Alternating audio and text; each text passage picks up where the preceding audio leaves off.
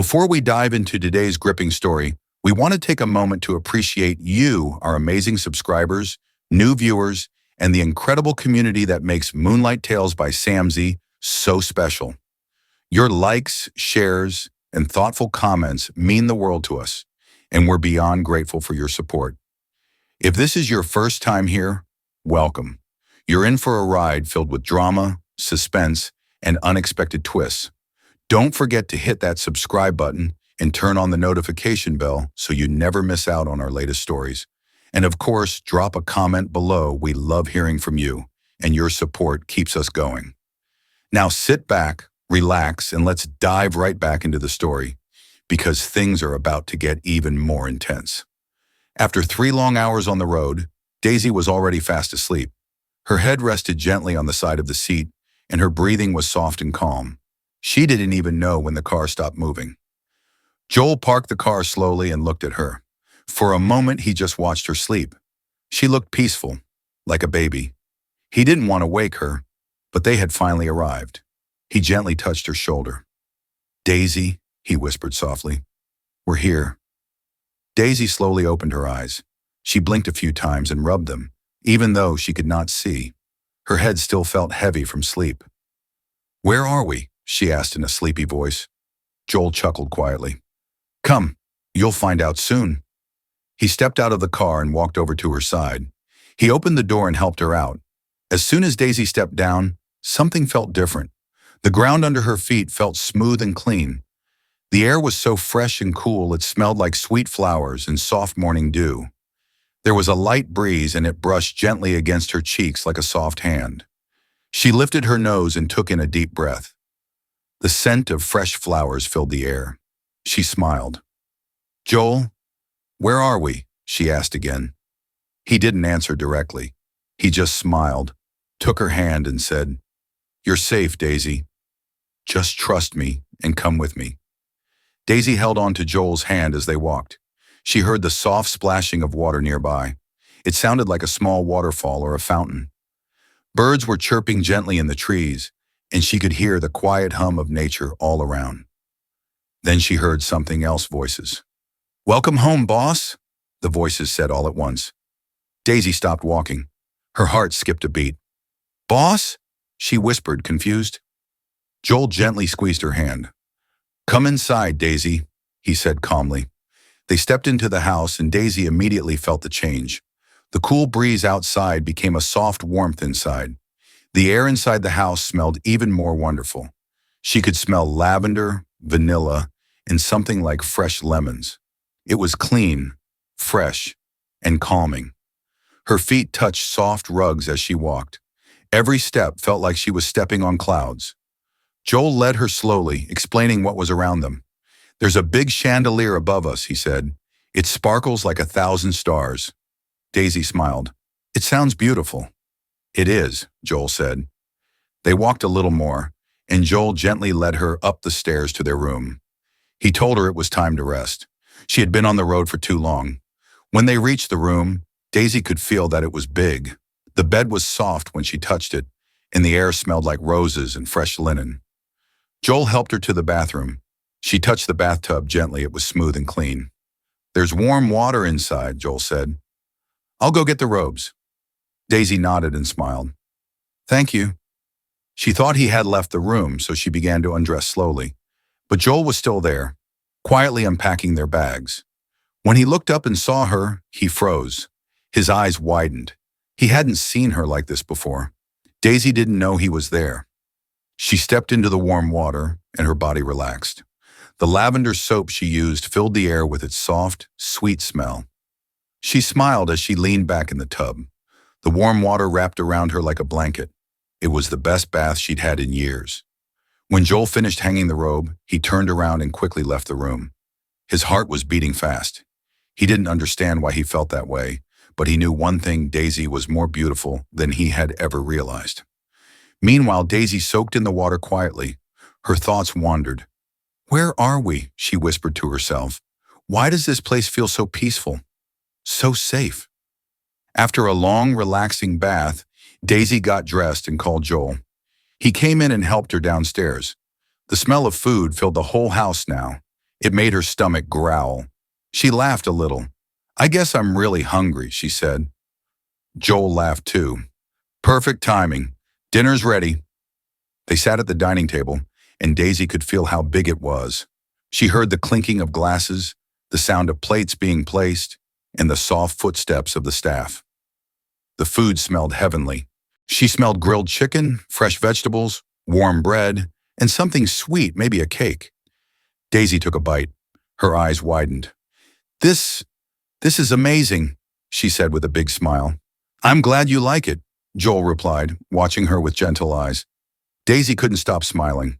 For the first time in a long time, she felt happy, really happy.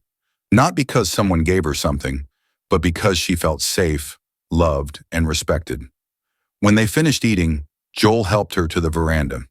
The night was cool, the stars were shining above, and the moonlight made everything glow softly. Daisy couldn't see it, but she could feel it in the air. The breeze, the sounds, the peace. It was like a dream. She turned her head towards Joel and asked softly, "Joel, please, where are we really? This doesn't feel like a poor man's house. Who are you?" Joel didn't answer right away. He held her hands gently, like they were made of glass. "Let's sit down," he said. "I have something to tell you." Daisy nodded. She sat beside him, her heart beating fast. She didn't know what he was about to say, but somehow she wasn't afraid. Because for the first time in her life, she felt like she had someone who truly cared. Daisy sat quietly on the soft couch outside, near the big veranda. The night air was cool and gentle. She could hear the soft sounds of birds far away and feel the wind blowing through the flowers nearby. Everything smelled sweet like roses, like lavender, like peace. Joel sat beside her, held her hand gently, and smiled. "Daisy," he said softly, "I want to tell you something very important tonight." She turned her face toward him. "Okay, I'm listening." Joel took a deep breath. "The house we're sitting in, it's mine. This whole estate belongs to me. I'm not just the poor, sick man people told you about. I only pretended to be that way." Daisy was shocked. Her mouth opened a little, but no words came out. "You mean, this is your house? All of this? You're rich?" Joel nodded. "Yes, I have many houses, many cars. I own businesses, gas stations, car shops, buildings I rent out to people." Daisy's fingers squeezed his hand gently. "But why did you pretend to be poor? Why didn't you tell me before?" Joel looked at the stars for a moment, as if he was remembering something sad. Then he looked back at Daisy. "Because I was afraid of being hurt again." He was quiet for a moment before he continued. "Long ago, I had a girlfriend. I really loved her. I gave her everything she ever wanted. I thought we were happy." His voice became softer. "But she wasn't real with me. She was working with a man who hated me, a business enemy. She was sent to find secrets about my work and destroy me." Daisy gasped quietly. Joel nodded. "When I found out, I asked her why. She looked me in the eyes and said she never loved me. She just wanted to ruin me." "That's so mean," Daisy whispered. "Yes, it was," Joel said. "It broke my heart. I felt like I could never love again. But after some time, I met another girl. She was sweet, or so I thought. We started dating. 6 months later, something terrible happened." Daisy leaned in closer. "I got very sick," Joel said. "So I went to the hospital. They took my blood and gave me a test result.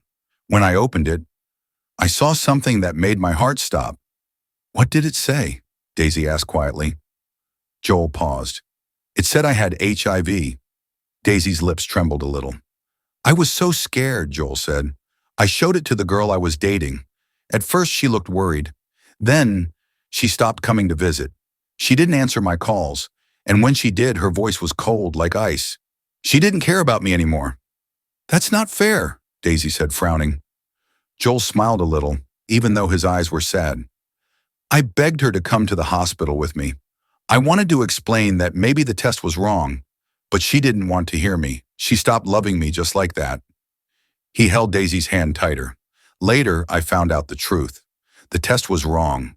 My blood sample had been mixed with someone else's. I took new tests in many hospitals.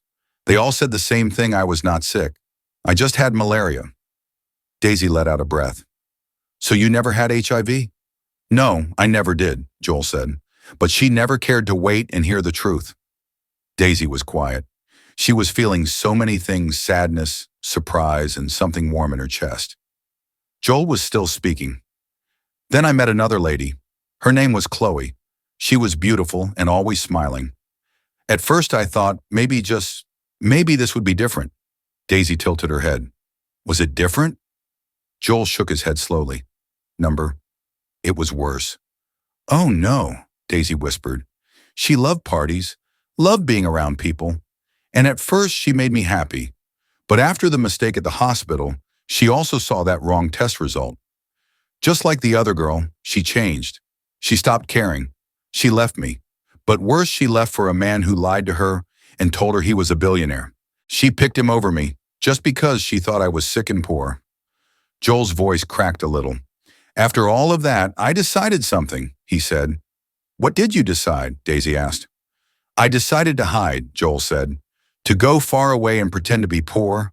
I wanted to see who would love me, not for my money, not for what I have, but for who I really am. Daisy felt her heart beat faster. Joel looked at her. And then, I met you. Tears filled Daisy's eyes. She didn't say a word.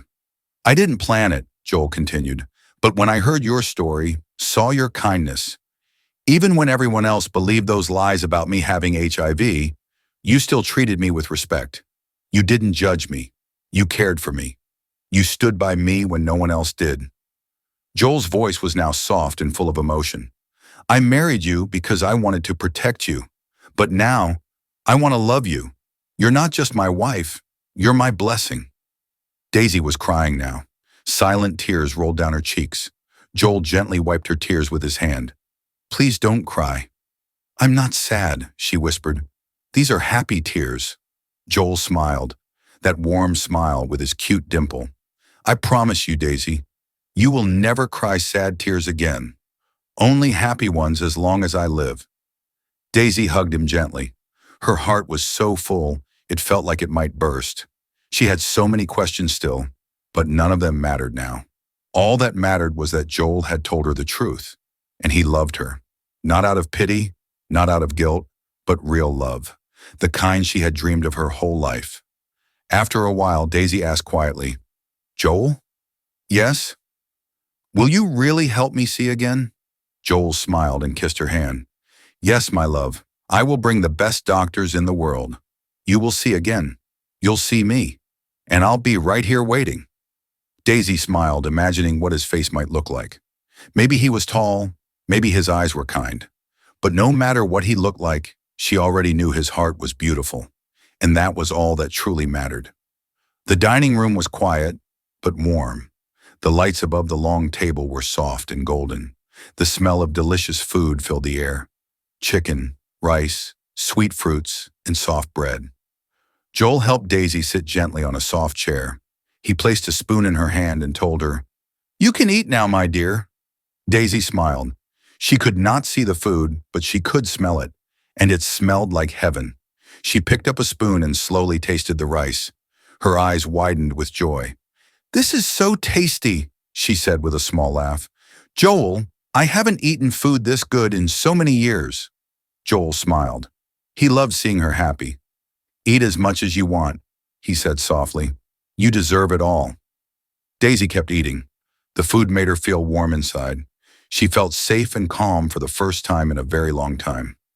She finished her food and Joel handed her a napkin. She wiped her mouth and leaned back, letting out a small sigh of joy. I don't even know what this place is, she said with a soft laugh. I thought you were poor, Joel, but now, this place feels like a dream. There's hope, Daisy. If we go to the hospital, they'll check your eyes. If surgery can help, I will make sure you get it. Daisy turned her head slowly. Surgery? She whispered. Yes, Joel replied. The best doctors, the best care.